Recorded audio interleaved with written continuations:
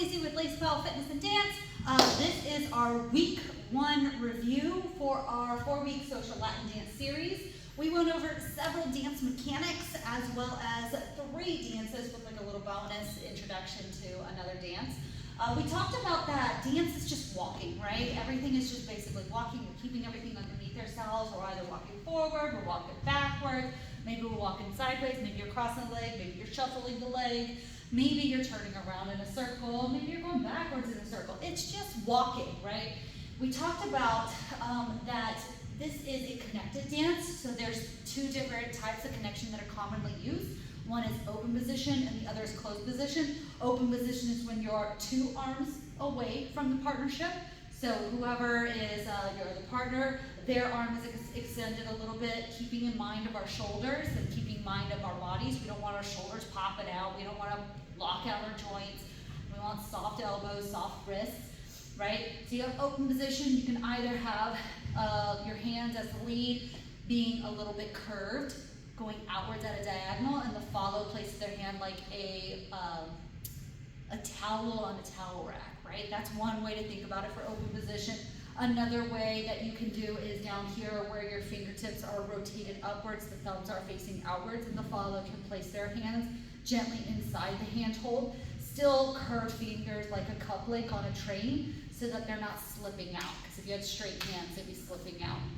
So that is open position. Closed position is when you're 1 arm's distance apart from your human. And this would stereotypically have the lead's left hand on the follow's left shoulder or right shoulder.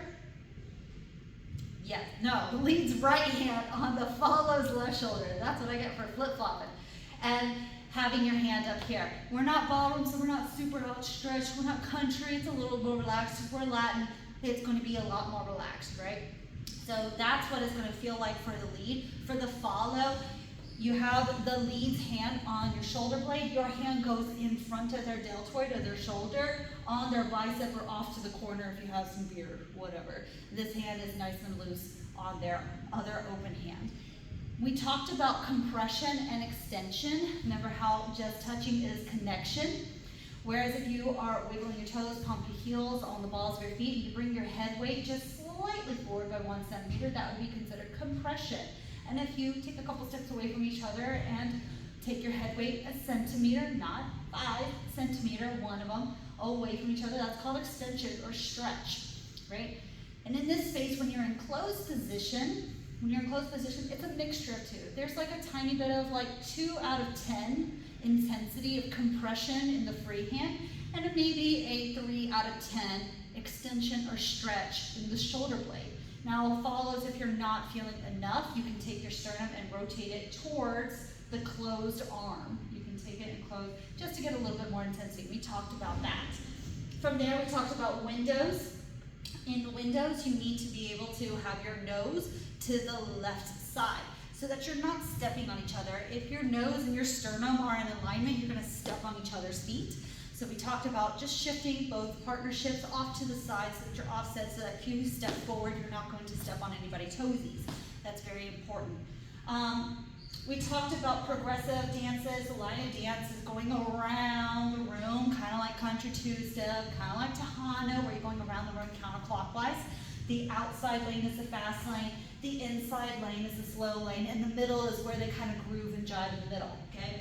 And then we have the stationary dances where they don't go around the room in a very set pattern like two-step or Tejano, but they kind of vibe in their own little space. Either they're going to be in their own little bubble right here just vibing, or maybe they can travel around the room, just walking around the room depending on the dance, right? So those are the 2 different types of geometry that you're going to see in dances. We played a few games, kind of tortured the leads. It was great fun, loved it. I did mention about some little key things to make sure that everybody stays safe. One is armpit space. Armpit space gives you enough space to breathe, as well as you don't sweat as much. We talked about athletic stance, which is like a football player, wiggle the toes, pump the heels, bring your feet underneath you. That way you are in ready position. You can move around the room. And as well as no thumbs, no thumbs. We don't need any thumbs. All we need is a curved finger to gain contact with our partnership. As soon as you put thumbs, you can get bruising on the sensitive part of the hand, right? So no thumbs. Then we went into our dances. We went over merengue, bachata, tejano, and a little bit of kizomba, just for some sassy fun, okay? So merengue is the easiest to dance. You go boom, boom, boom, boom. You're just marching in place for a second. March, march, march. Then when you feel comfortable, maybe walk it out. Go in circles, go backwards in circles. Maybe do some fancy stuff where you go out in open position and come back into closed position. Maybe you go in circles this way. It's just a driving rhythm. It does not change. It goes 1, 2, 3, 4, and 1, 2, 3, 4. Does not change. Bachata, the rhythm slightly changes. Bachata has in the song this little popping noise as the 4th beat. So it goes 1, 2, 3, pop, 1, 2, 3, pop, 1, 2, 3, pop, 1, 2, 3, pop. You'll hear it in the music. There's this one little beat that sounds different than the other 3 beats, and that is going to be the tap or the pop. And for basic dance mechanics, you can just walk around the room. Tap, 1, 2, 3, tap, 1, 2, 3, tap. The main thing is to keep that rhythm. The 1, 2, 3, tap, 1, 2, 3, tap. Doesn't matter where you go in the room.